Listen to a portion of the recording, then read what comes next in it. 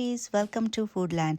Festive season is upon us, and if you want to impress your friends and families by gifting all these beautiful colorful truffles, here we go. I'm here to help you with that. So I'm making brownie truffles today. So let's get started with the video. Don't miss out the fun. Watch the video till the end, and if you have not subscribed yet, please like, share and subscribe to my channel. Alright, so I've made brownies with the brownie mix powder from the store. Keep it on a wire rack until they are cool. This is cream cheese. I'm just taking 2 tablespoons of cream cheese to mix these 9 pieces of brownies. So mix it well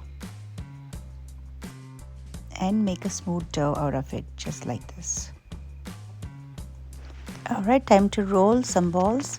So just get like 1 tablespoon of dough and make some balls. Roll it on your palms just like so.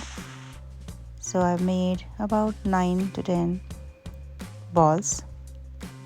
So time to add the lid and keep it in the fridge for 15 minutes.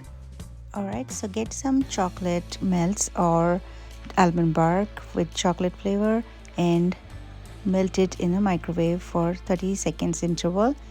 Make sure that you stir the chocolate in between, and if needed we can stir it, keep it for another 30 seconds, and then we get the perfect consistency for chocolate. Alright, so it's time to cover all the chocolate melt on the brownie ball, and here you go. You can decorate as you wish. So I've just drizzled some, added some pistachios or added some glitter. So yeah, enjoy. I hope you really like this. And this is the white chocolate, and this is some decoration right here. So I hope you like this recipe. Enjoy these brownie truffles, nice and cold.